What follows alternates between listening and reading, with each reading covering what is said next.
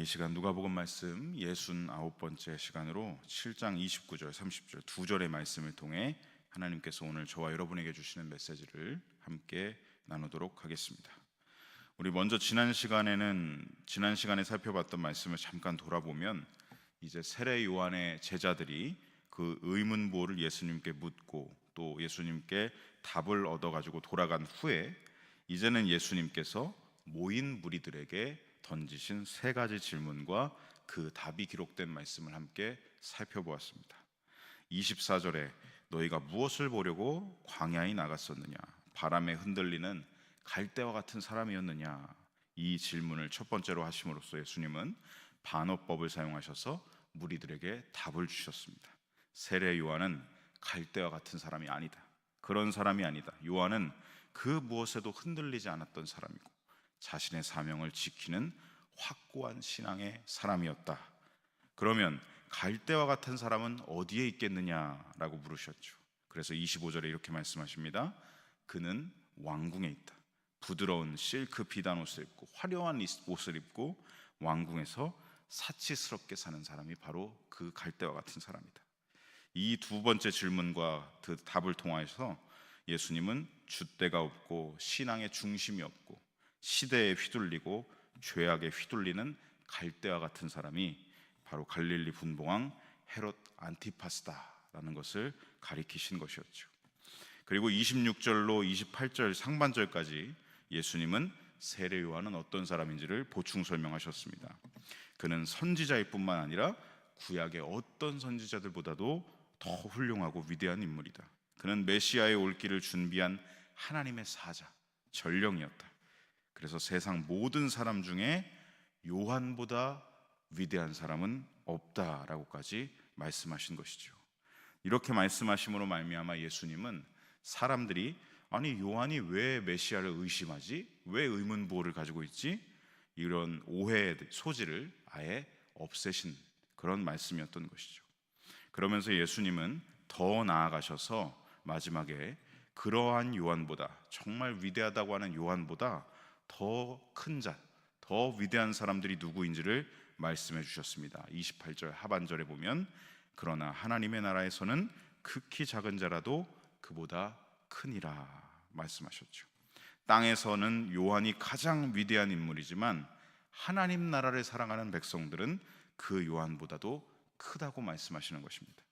바로 우리를 말씀하시는 것이죠. 복음을 받아들이고 예수님을 나의 구주로 영접한 사람들, 하나님 나라의 백성이요 시민이 된 사람들은 저와 여러분을 포함한 이 땅의 모든 그리스도인들은 요한보다 큰 자다라고 말씀해 주고 계신 것이죠.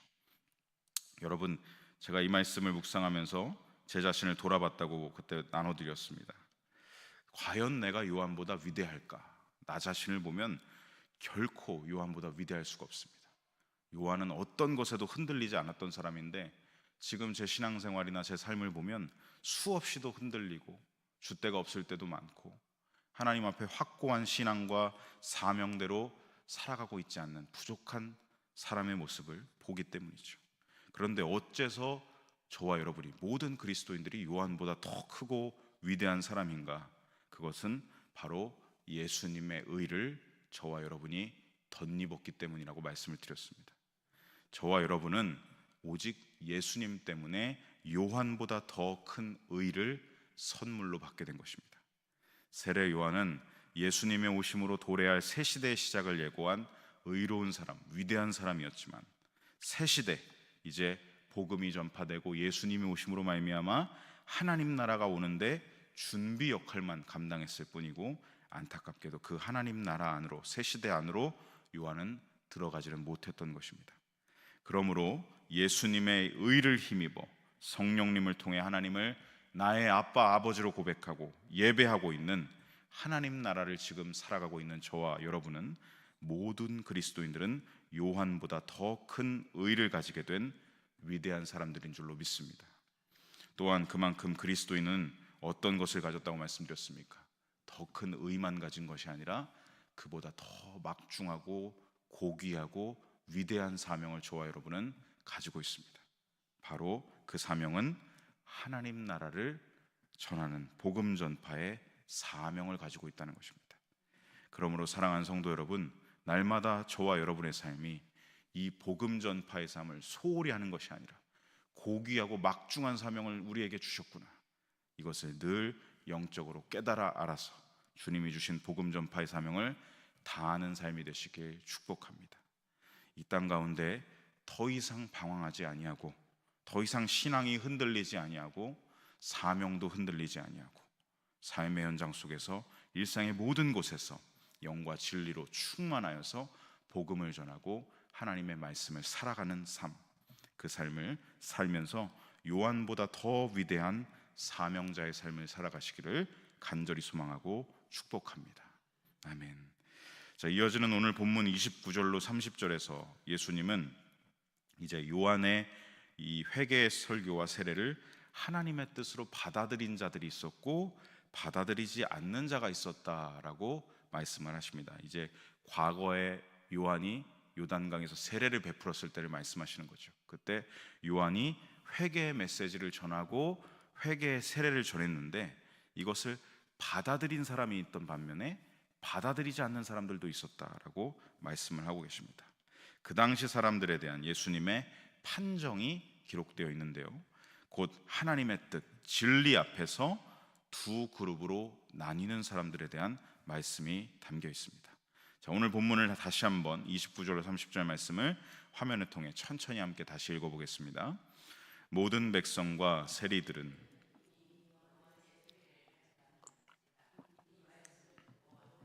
의롭다 하되 바리새인과 율법 교사들은 그의 세례를 받지 아니하므로 그들 자신을 위한 하나님의 뜻을 저버리니라.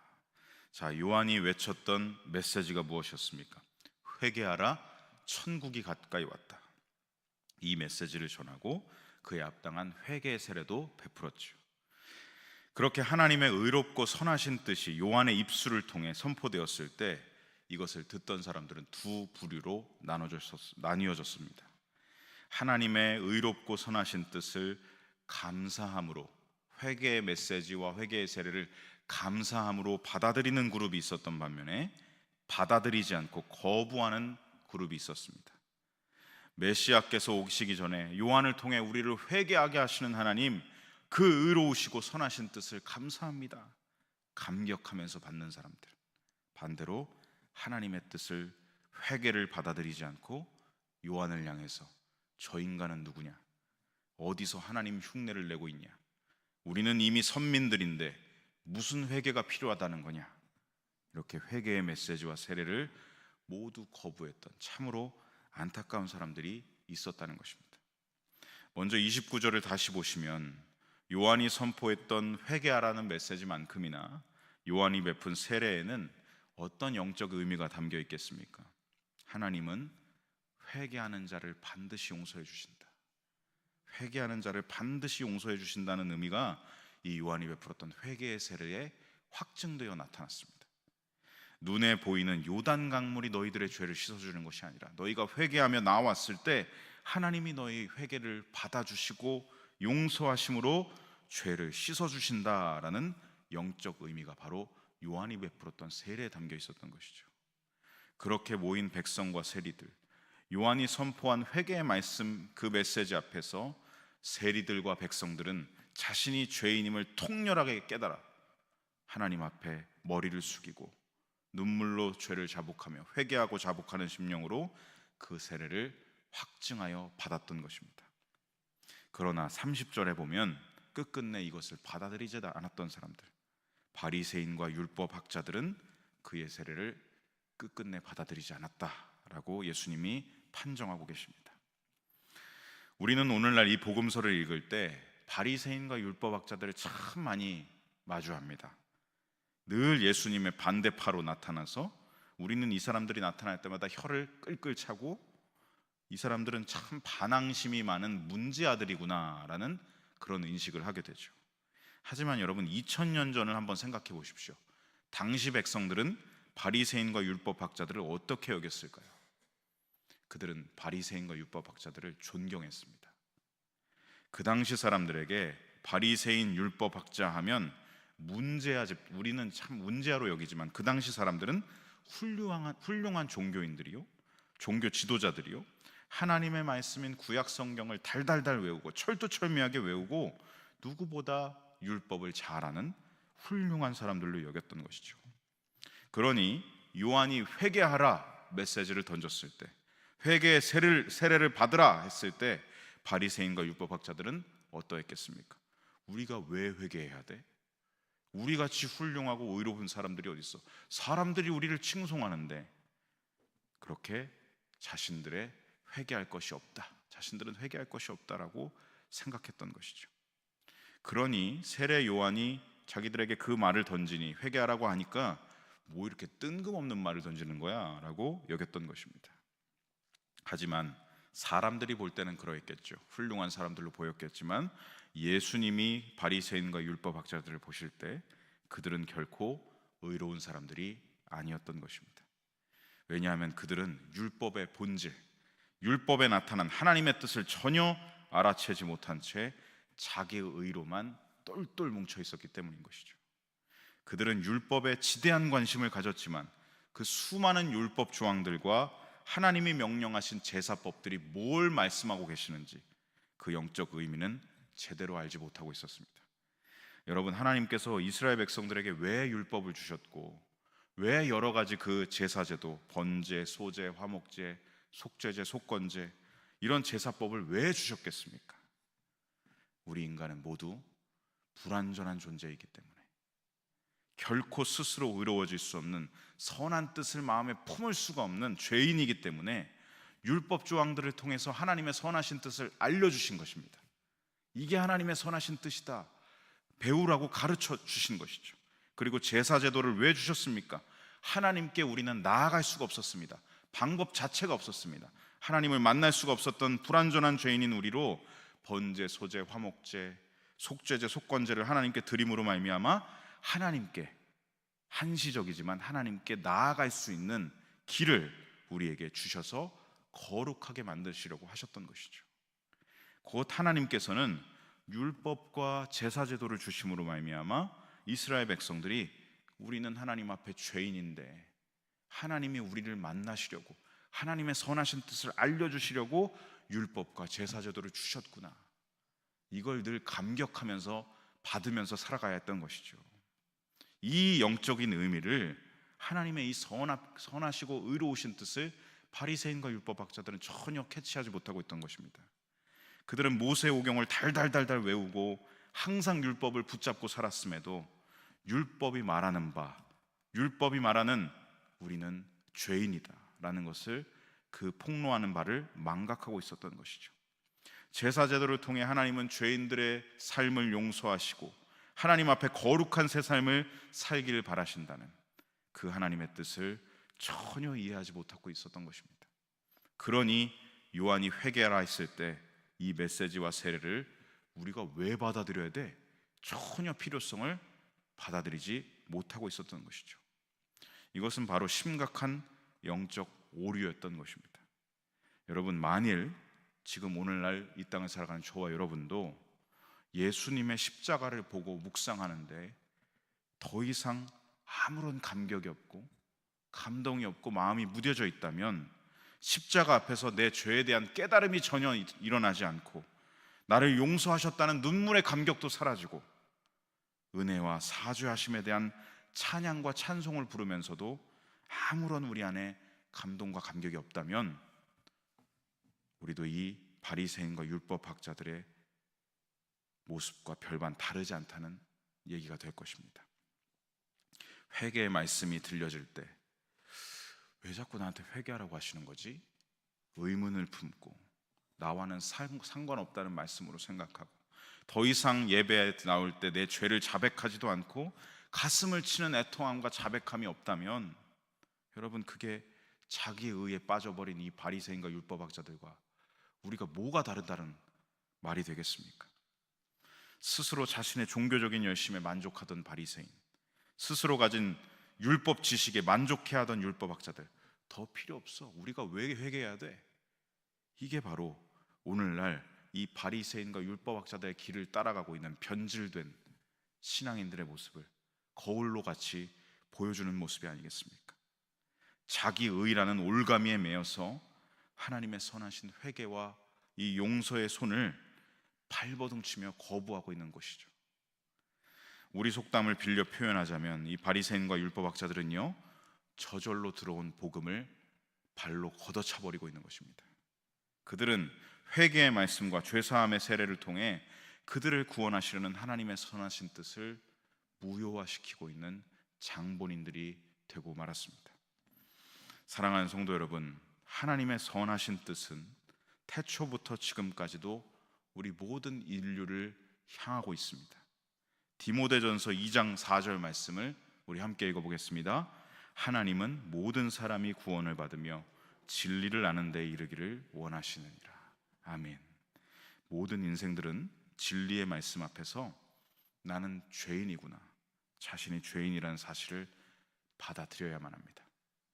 오직 예수 그리스도의 사죄의 은혜와 공로만이 우리를 구원하고 우리를 거룩하게 한다는 것을, 우리로 하나님을 만날 수 있게 하는 유일한 길이요 진리요 생명이라는 것을 우리는 언제나 인정해야 할 줄로 믿습니다.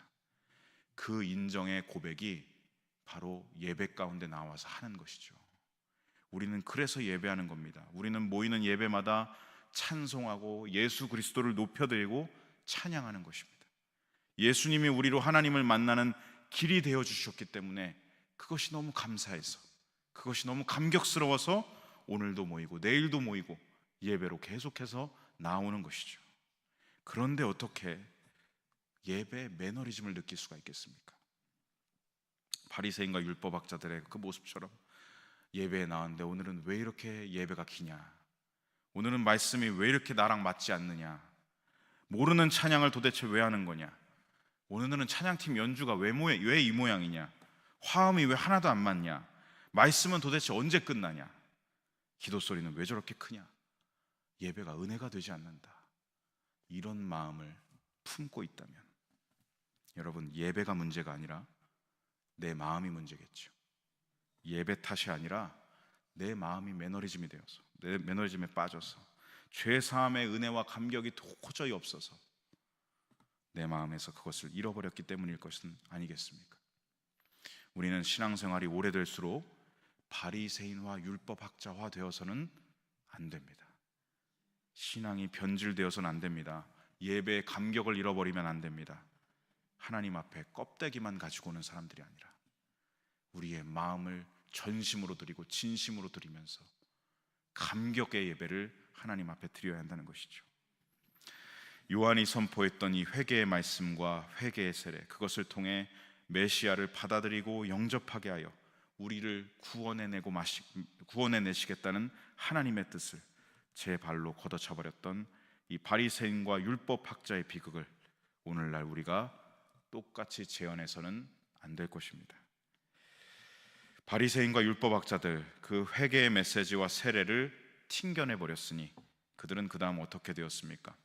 복음 그 자체이신 예수님이 오셨는데 예수님을 더 극렬하게 거부하게 되고 마는 것이죠.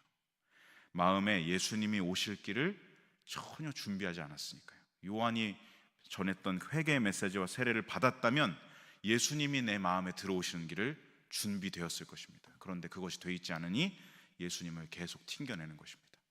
참으로 안타까운 바리새인과 율법학자들의 모습을 우리가 보고 있는 것입니다.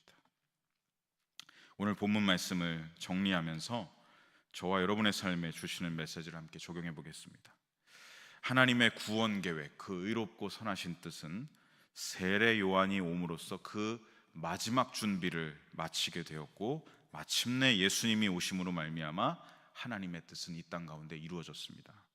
그렇게 하나님 나라가 가까이 왔다 회개를 촉구했던 요한의 사역은 이스라엘 백성 중에서도 먼저 된 자들이었던 바리새인과 율법학자들, 그들 자신을 향한 하나님의 선하신 구원 계획과 뜻이었는데도 불구하고 그들은 전혀 이것을 인식하지도 깨닫지도 못한 채 자기들과는 아무 상관없는 설교 메시지로 인식하고 우리가 용서받을 게 없는데 왜 용서를 해야 되냐, 용서의 세례냐, 자기 의를 더 견고하게 바벨탑으로 쌓아 올리고 있다라는 것을 예수님이 지금 오늘 말씀에 판정하고 계시죠. 사랑하는 성도 여러분, 오늘 이 본문 말씀 앞에서 주님은 오늘 저와 여러분의 선택을 묻고 계십니다. 날마다 우리의 선택을 묻고 계십니다. 너희들 회개의 메시지를 받는 자가 될 것이냐, 아니면 튕겨내는 받지 않는 자가 될 것이냐.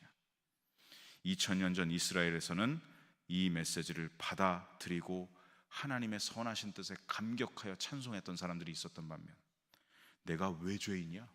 불쾌해하고 나와 상관없는 메시지로 인식하며 하나님의 선하신 뜻을 발로 걷어차버린 사람들도 있었습니다.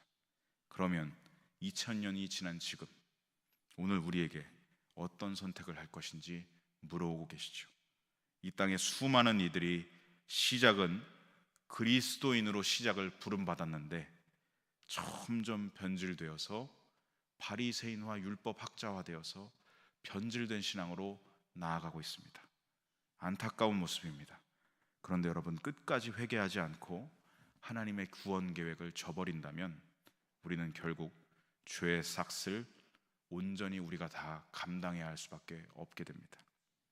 모든 인생은 자신을 구원할 능력은 가지고 있지 않지만 자신을 파멸로 몰고 갈 원죄의 속성은 늘 마음 안에 있기 때문에 가만히 있으면 우리는 변질되고 마는 것이죠. 감사하게도 하나님은 그런 우리에게 무엇을 주셨습니까? 예배를 주셨습니다. 예배 때마다 우리에게 기회를 주고 계신 것입니다.